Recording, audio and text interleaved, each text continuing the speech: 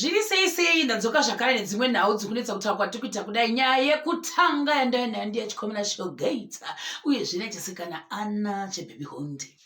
Definitely hakuna munhu angachifungira kuti vanhu ava vachanoita interview vari vaviri vakagara side by side for the two people of the internet, of the social media, because of what happened last time.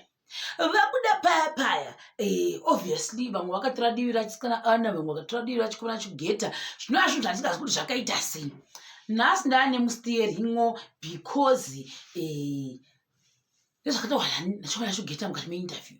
Chikomana Shugeta pepe, let me put a disclaimer. Kuti rudo rwavo ruda amerigalia kana ruda chii zvokwadi kuti vange vachihwisana vari vaviri vanhu ava. Uyezve pakuchema zvokwadi kuti misodzi kuti mokoto. Imagine uchisvina chimusteerin'o ichi chichibuda muto, hanzi muto wekera wemisodzi yakazara pasteering ichi chimudhiraivho. Musodzi kuya ndokunyorovesa chinhu chose ichi chimudhiraivho chiya ndokuchisvina kudai churuka kudai bhaketi rakatozara kwandakachema nachikomana Shugeta kuti kamusodzi yese yapera kuti hwa steering ichita kusvedza ichita kuti po mvura yekera chaiyo yemusodzi yake nekuda kwethe heartbreak nekuti wakanga waitwa muhumiliato ndochikomana Shugeta ichi. Asi ndisandabata zvimwe zvakawanda chirega ndide pakuti there's so many things I actually learned painterview yani yachikomana Shugeta nachisikana Anna. Ndakungodzidza ndichiona kudamudzidziro wandakaita wakaenda neimwe zhira yandaisafana kudzidza nayo neobservation yandakaitawo tichiona interview iyoyo. Zvinhu zvakasiyana zvinoitika paunoona chinhu. Ndati according to me. Asi ndazoenda kumacomments ndai noticed kuti many people kana kuti rudende rwevanhu rwakanga ruchiti Anna cheBaby Honde ndiye une dambudziko. Saka zvinoreva here kuti chikomana Shugeta uri correct pazvese? I don't know. Up to now, ndotaza chisikana Anna paari kuposta vanhu stichiona vachiti we couldn't find a reason why wakaramba chikomana Shugeta, which is correct. Asi ndodzoka ndoita muanalisiso ndakatarira nekuti nemaonera ndaiita interview. Disclaimer, haikona kuzodaundorora pamushinji kwesikana Anna kana chikomana Shugeta. Asi ndichitarira vanhu vaviri ava vachitaura, I noticed kuti chisikana Anna wakaita inonzi held back zvinhu zvizhinji zvaaida akakwanisa kutaura panchivhitivhiti, but chisikana Anna wakachuza hake kusada kutaura. Zvinoreva kuti zvakare if she really wanted to talk about many things regarding their relationship, she was gonna do that, but hana hake kuda kutaura zvizhinji zvachoni. Kuda wakataura mashells ndobva ada kuva reserved and achitaura I can't answer. Which is correct. You are not forced to answer something that you don't want to answer, right? Tochienda kuna chikomana Shugeta, I realized or I noticed kuti chikomana Shugeta munhu une strong personality. And also besides kuti yega, even isikana Anna unayo zvakare strong personality. And I don't even also know kuti paitaura chikomana Shugeta paaizoda kunamba achiita I don't know if I can call it tit for tat. Yanga yakuda kutwa nani nachikomana Shugeta, because instead of actually also protecting something that you love, wairamba uchingo fire uchifire thunder chibrekedia men zvose nematsari anenge achinda zvese nemutundu musere zvose ikokoko. Shugeta was ready kuti anga achita moblasto, and I feel like somehow it was not fair for Shugeta to do that, because sometimes why wasn't he also noticing kuti baby riri kuti wangu shaka apa padai wamboregera kutaura kudero. Even first inini I could see, I've never met Anna cheBaby Honde, I've never met chikomana Shugeta. So now kuzojaja kuti no face yake so painda pamwe it's not fair, but I could see ne face yachisikana Anna cheBaby Honde kuti she was also in pain, but then ari in pain kudai usoka handizi kuti mukomana hana kuzviona here. Mona manje ndati observation kudai I'm also wrong. Face ya Anna yainyatsa kuonekwa kuti yes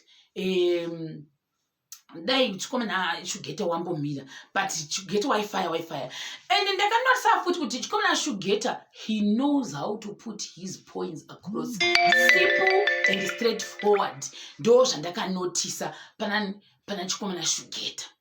Whereas Skana Anna, I think yes, in as much as she's very eloquent as well, but she was also kind of, struggling kuti anga achiti gaga like what Shugeta was doing. Shugeta is easy for him to do that because munhu unoshanda pamasaisai, saka obvious he knows kuti ndikati gaga that's it. As for Anna, maybe now we kuti pamwe anenge dasama ku explain, obviously sema baby we beat around the bush so that point we kwa ndo zvandakanotisa. So Shugeta, in conclusion, he's a good talker. Anna was correct, he is a good talker and he can talk, and ataura kudaroka definitely you understand him better than Skana Anna because munhu wakangoti ga that's it, watopedza kutora mapoints ake nyaya yatopera. And unokupa mapoints ekuti even you doubt refute, you can't refute, you can't win against him. That's what I was observing. No wonder why maybe many people they were saying, Shugeta takuwisisa your side was like this because I told my points. Yes, my points I can't name sort or say yes what, but we don't actually really know. Pamusha doctor wana ana jaisa doctor. Nokoti points chitaura chi murize no kuti why wakata mudambo for chikomana chi Shugeta.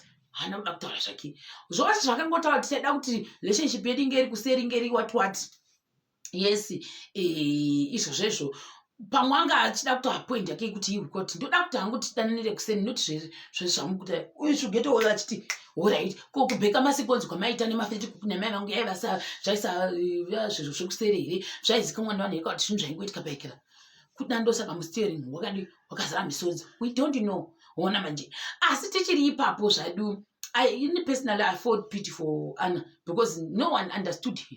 Saka up now they still blame her kuti aiwa shamwarika haudi kudiwa wakaita sei because chikomana andi Shugeta wakanga ataura asi wakanzi taura murizon akati ndikautaura chikomana Shugeta afambi kanzi nevanhu saka chingava chii chokuti chinganzi tikataura mamwe marizon achoni chikomana Shugeta afambi chikomana Shugeta wokuwarira iyo nyaya yekuti zvoni here haazofambi zvokwadi namwari kudayo vakona kuita work around with something that is actually causing them the problem. There are always so many ways of killing a cat. Saka ipapo ndi vanhu vati unogona kuita kunortheast, northwest, north central and also southeast muchidzokerana muchiita sei till everything works out for the benefit of the both of you instead of running away from something you cannot change. That's all I can say.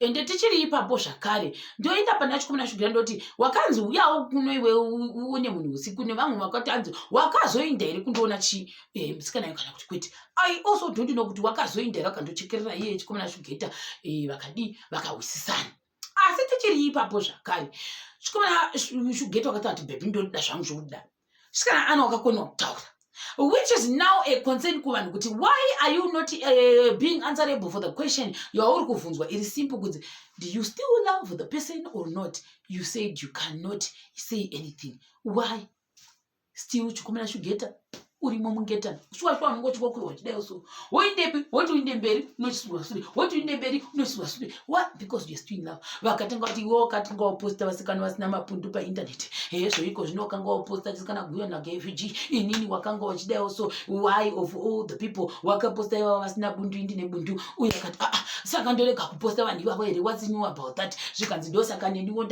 ndakandoposta mukomana mudiwa hudhu uye akati aiwa why would you post munhu une mhasha inosvika kugotsuku saka unofunga kuti ini zvakwadi pandiri panapa ndikakwadziwana uyu chikomana mudiwa hudhu ndikati ina handisa kuti nekuda kwei saka ndozvezvimwe zvinhu izvezvo zvavainetsarira navo which is good because inonzi cat fight saka naichinzi cat fight pepe unenge uchiwirirana but mune usikazi kumuwirirana hino kana iye ana wakangoenda kundomwa madhiringi neshamwari dzake woti iwe chiuya unditore pano mukomana woti iwe waregerei kundiudza kuti uye uchambobuda uchindakona kuti kuna Vainona uchichekerera nekuna Lobhekula uchidi uchienda kumadhiringi. Saka waregerei kundiudza uyo tanzi ndo controlling. Zvikanzi controlling pakuti chini kuti ndaifana kuzviziva imimi you guys pamaenda kwa unganditi maenda neshamwari dzako time idzodzo wonditi chiuya uchinditora kwamaenda ndisingazivi kuti mamaende. That's not controlling. Uyo akati kana ndida kunda kubhuya ndofana kungoinda rega ndide unoona abereki wangu kuti uda kundiudzira kanzi aiwozve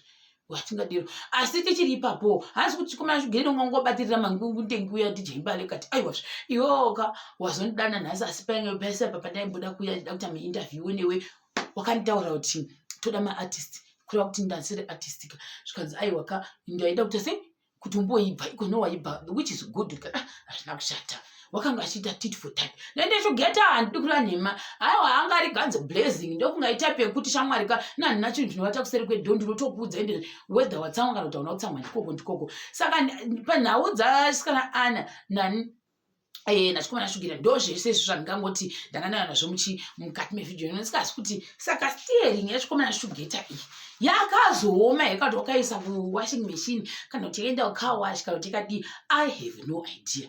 Ndozvese zvandanganayo nazvo mukati mevhidhiyo muchokubata zvakare pachikamu chinotevera.